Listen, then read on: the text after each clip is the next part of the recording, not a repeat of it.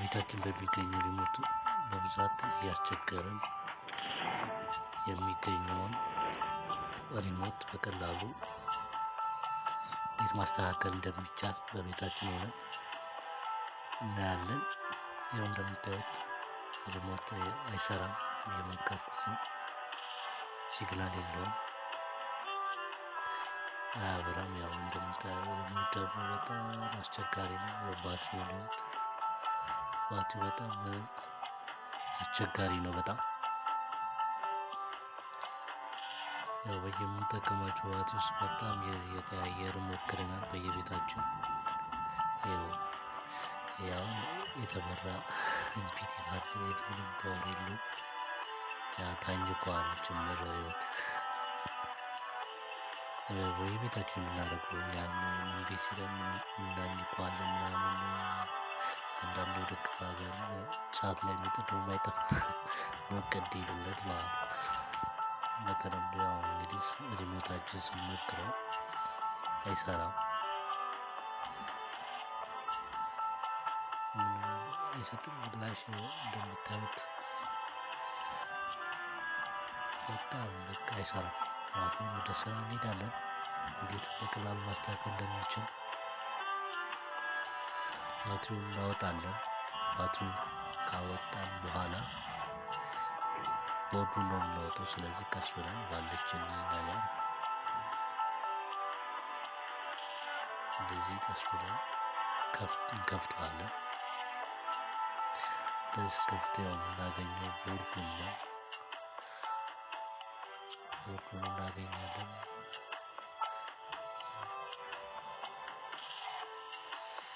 ያው እንደምታውቁት ይሄ ባትሪ የምናስገባበት ነው። እሱን እናወጣውና ቦርዱ ላይ ነው እንግዲህ ሁለት ዋየሮች እንጠቀማለን፣ ትናንሽ ዋየሮች። እሱን አንደኛው ስፕሪንግ ላይ ካሰርነው በኋላ ሁለተኛውንም እንደዛው እናስረዋለን። እንደምታዩት ይኸው ታስረዋል። ግን ሊለቅብን ስለሚችል ምን እናደርግበታለን? ግሉ እናደርግበትና እንደዚህ ግሉ እንበይደዋለን ማለት ነው። እንበይደውና ያ ግሉ ማድረግ ትችላላችሁ። ግን ካሌላችሁ ቪዛ ማሽን ከሌላችሁ መጠቀም ትችላላችሁ። ያው በምታዩት መልኩ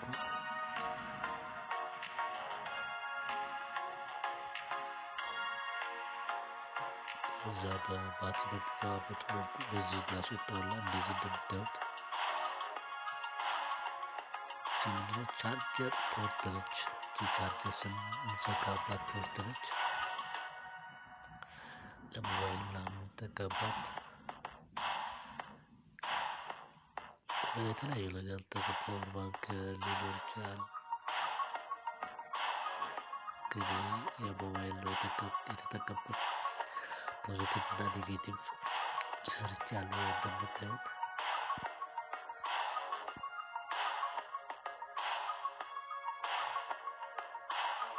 ይህ እንደምታዩት ክፍል ነው። ያው ግዴታ ለቻርጀር ፖርቱ ያስፈልገው ቀዳዳ ምን አይፎን ባላችሁ ነገር ፖርታችሁ እንደዚህ እንደምታዩት ማስተካከል ከፈት አድርጋችሁ ትንሽ ክፍተት ነው የሚፈልገው። እንደዚህ ካስተካከልን በኋላ ቻርጀር ፖርቷን እናስገባትና እንዳያስቸግራችሁ ውስጥ ታስገቡት። እንደዚህ አንድ ላይ ብታስሯቸው አሪፍ ነው።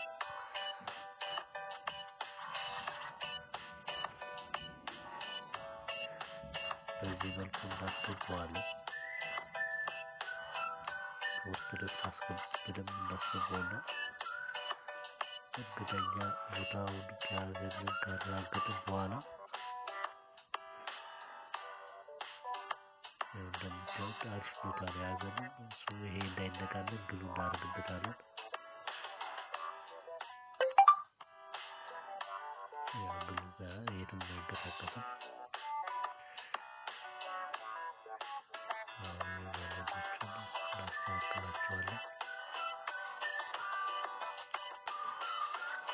ካፓሲተር ነች። ካፓሲተር ከተለያየ ነገር ማግኘት እንችላለን። በጣም ከሚገኙ ነገሮች በጣም የሚገኝ ነገር በየቦታው እንዳገኘው ነገር ስለሆነ ችኛዋን አንድን እናዘጋጅና 2 ዋየሮች እናዘጋጃለን። ሌላ ከዛ እነዚህን ዋየሮች ከካፓሲተሩ ጋር እናገናኛቸዋለን እና እንበይዳቸዋለን። ከበየድን ከጨረስን በኋላ እንደማየው ቼክ ካደረግን በኋላ ወደ ሪሞታችን እንመለሳለን። ሪሞታችን ላይ ግሉ ካደረግን በኋላ በደንብ እንዳይለቅ ግሉ እናደርጋለን። ከዛ ካፓሲተሩ እንለጥፈዋለን። ካፓሲተሩ በዚህ መልኩ ከለጠፍነው በኋላ ማገናኘት ነው። አንድ ባንድ እያደረግን ሩቲን እናደርገት ነው እየለየን እነዚህን እንላቸዋለን።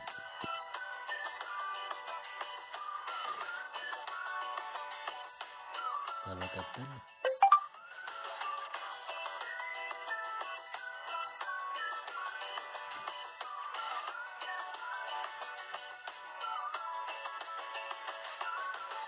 ችኛዋንም እናገናኛትና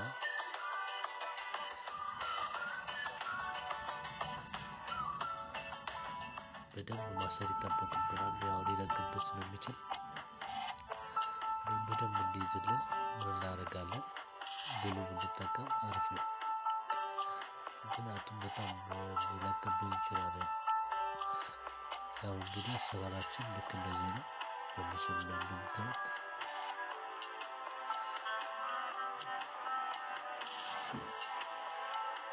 በመይጃ ካለን ያው በመይጃ ብንሄደው አሪፍ ነው በደንብ። ከዛ ለጥንቃቄ ደግሞ ግሉ እናደርግበታለን።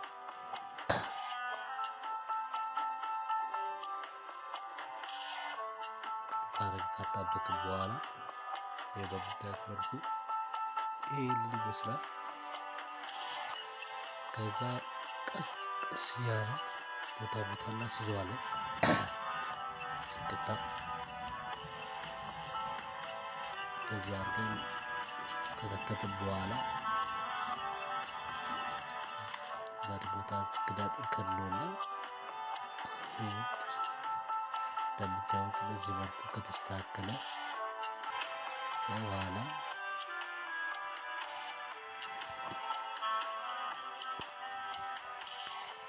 እንደምታዩት ገጥመናል። አሁን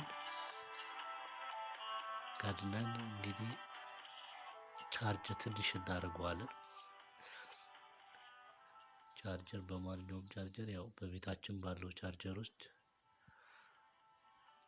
የተወሰነ ደቂቃ ቻርጀር እናደርገውና ሶኬታችን ላይ እንሰካውና ቻርጀሩን እንግዲህ ሪሞታችን ቻርጅ እናደርጋታለን ማለት ነው። የተወሰነ ለአንድ ለ20 ደቂቃ ያክል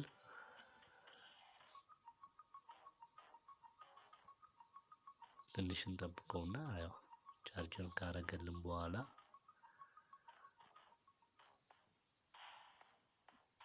እንግዲህ እንሞክረዋለን ማለት ነው።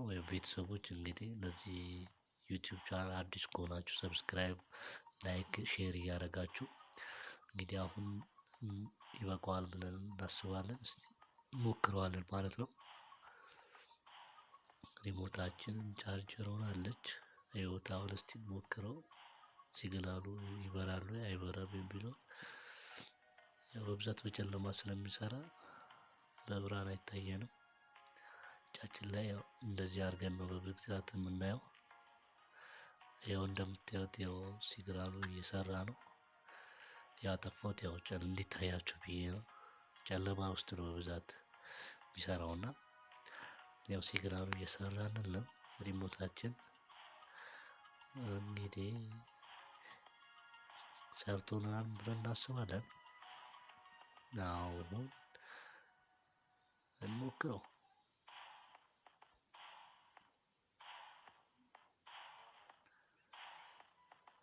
ያ ሰርቷል ማለት ነው። እንደምትመለከቱት እያያችሁት ከሆነ ይቀንሳል።